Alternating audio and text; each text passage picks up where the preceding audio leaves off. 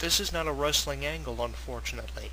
I was kind of hoping that it was done for the purpose of a storyline, but it isn't. It really breaks my heart to see Nikki and Brie, after acquiring Divas Championships for themselves, are no longer with the company. So they're kind of waiting now. We all are waiting for the 90-day no-compete clause to be lifted and for the Bella Twins to release a statement on their firing and give us some kind of a legitimate explanation on an internet radio show or for a written column for a wrestling news website as to why they left. I, much like many of you, are waiting for this explanation, and I'm wondering what it is. Obviously, WWE will play it out as a wrestling angle, kind of like how they did for John Morrison, where John Laurinaitis had to fire him because of some unprofessionalism on his part. They'll probably say the Bellas had cheated so many times by using twin magic, which was nothing more than a gimmick, in my opinion, that the Bellas were able to sell and sell effectively. It really got them over. I mean, twin magic was really kind of catchy to me, and I'm sure it was catchy to a lot of radio show hosts and columnists and wrestling fans who browse the internet from day to day, reading up on the Bellas and made the Bella Twins fan sites and stuff. It was looked at as nothing more than a gimmick, not something employed by the Bellas to cheat. But WWE will probably play it out that the Bellas had cheated a considerable amount and they were fired because of twin magic being illegal to the wrestling industry.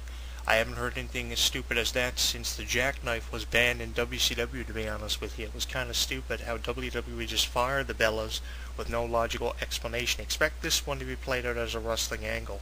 And I mentioned the revolving door of diva firings to be something that has been a crucial issue as of late. It seems like WWE are booking their divas more ineffectively than they ever have, and it's an issue that's being overlooked.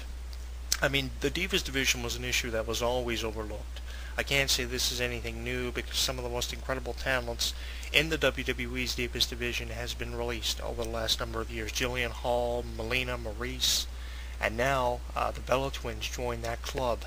It's a club that you don't want to find yourself being a part of, and if you're a diva who can maintain a job position in the company for about 7 or 8 years, like Michelle McCool was able to, and still keeps in touch with her fans on Facebook and Twitter, just recently commenting on her absence, I mean, you know you have accomplished a lot. Michelle McCool winning more accolades than probably anybody since the days of Trish Stratus. Trish Stratus versus Michelle McCool in a singles match for a women's championship is a match waiting to happen at an event like WrestleMania 29. I hope we get to see it.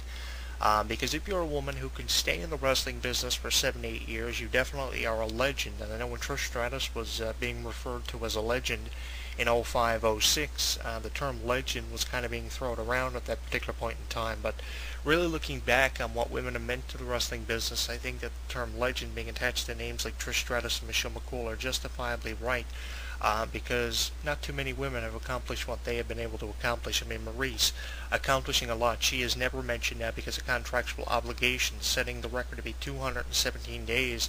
Beth Phoenix unable to do it because the Bella Twins prevented it from happening with Nikki Bella acquiring her first Divas Championship. The good thing that came out of this before their firing, Nikki Bella was able to acquire at least one Divas Championship after the number of months of Brie Bella being the Divas Champion. She seemed to be more dedicated to the two, and don't ask me why. I think that it seemed like Brie Bella was more into the wrestling thing. She got more in ring time in terms of singles competition. It was always nice seeing the Bellas team up on editions of Superstars on Raw for about 5 to 6 minutes, however long we get to see them wrestle for. But I do give the Bella Twins a tremendous amount of credit, no matter if it was singles competition or tag team competition. They really raised the bar for what every woman and every diva to come in the future should strive to be. They really restored a lot of credibility to the women's wrestling division. You know, I had this conversation with Lacey Von Erich a couple of years ago, and she believed that if women were given more in ring time, they would be able to showcase their talent more. You know, you're given 5 to 6 minutes on average for a women's match every week on Raw and SmackDown, but I think that it doesn't matter how long, really thinking about it, that you're given for a women's match, as long as you can use that 5 or 6 minutes to stand out and be the one that fans go home talking about, which normally never really is the Divas division, unless it's a sexual slur or something like that, which is kind of disgraceful to women's wrestling, and I wish it really wasn't that case. But if you can use that 5 or 6 minutes that you're given to showcase incredible maneuvers and really stand out, like AJ's been doing here recently with the attitude change I commented on for a written column for In This Corner with Jonathan Clarke, you know you're doing something spectacular. It's only the fault of the company when they don't acknowledge you for your incredible 5-minute match. It doesn't matter how long you're given, as long as you utilize that 5 or 10 minutes to the best of your advantage, which I believe the Bellas were able to do, and that's why we saw the Bella Twins defend the Divas Championship and acquire it multiple times in their wrestling career. They're never going to be referred to as a Beth Phoenix or a Trish Stratus type caliber when it comes to talent, but I really love the Bella Twins for more than one reason, and I'm really going to miss them, and I think this is a tremendous loss to the wrestling industry, because they did get the opportunity to wrestle against some of the most substantial names in women's wrestling. Women's wrestling is never going to reach a point of correction, and that's the unfortunate thing. Women's wrestling is always going to be criticized. I go back to when wrestlers like Owen Hart used to drop comments like the only place for a woman was in the kitchen. And that's, I think, when this all really started about women being overlooked in the wrestling industry, but it always was a serious issue that I wish we had some correction for, and unfortunately we're never going to see women's wrestling reach that point of correction, because it's always going to be about the Brock Lesnars or the Triple H's or the CM Punks or the Daniel Bryans. I mean, I think that if you're a woman in the wrestling industry that's actually on television every week, you've accomplished a lot, because the women's wrestling division has been overlooked more than often, and it needs to really reach a point of correction, and unfortunately it's never going to reach a point of correction. I mean, you have so many incredible talents in the wrestling industry when it comes to women.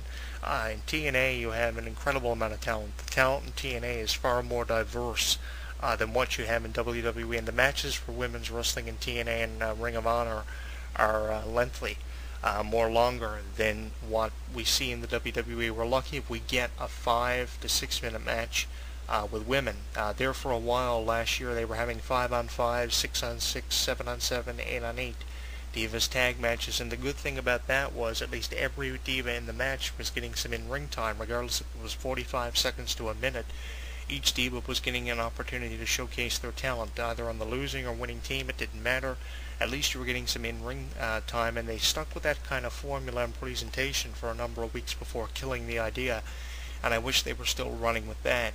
It seemed when Karma came in, it seemed like the Divas division was being really crushed and really decimated, and then you had Michael Cole making these unprofessional comments towards Divas like Eve, which were uncalled for, and that really decimated the Divas division. The best thing that happened for the Divas division in the last 8 months was the absence of Karma due to pregnancy. When Karma comes back, I hope she doesn't run through the Divas division like a lot of fans are probably expecting her to do, because that will take away from what credibility Divas like the Bella Twins and Beth Phoenix and Marie strive to restore to it. That was there one time when you had wrestlers like Moolah and Leilani Kai and Trish and Sable.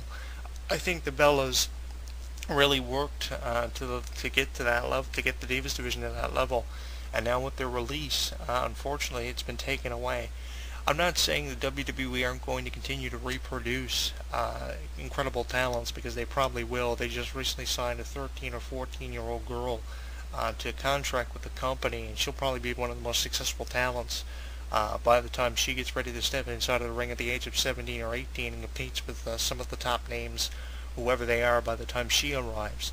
I'm saying that WWE just have brought in these phenomenal talents and just have failed to produce them in a way that they're able to stay there for 7 or 8 years. I mean, I stated here earlier on the show, if you stay there for 6 or 7 years and maintain your job position, and you're a female worker, you know you have accomplished a lot, regardless if you held a major championship or not. If you're there for 7 or 8 years, I think that is a landmark for your career, to say you actually stayed there that long and actually wrestled against substantial names. Michelle McCool, regardless if you like her or not, can be proud of a lot of stuff that she's accomplished, holding both the Women's and Divas Championship. At one time, herself and Layla were co-holders of that championship. Trish Stratus stayed there for years and wrestled against virtually every talent that WWE had to offer, and she wrestled a mixture of WWF talent, WCW talent, and ECW talent, something that no other diva can say that she had the opportunity to do. A lot of the divas in the present time have only wrestled against talents that are part of the New Talent Initiative, like Kelly Kelly and the Bella Twins and a number of others.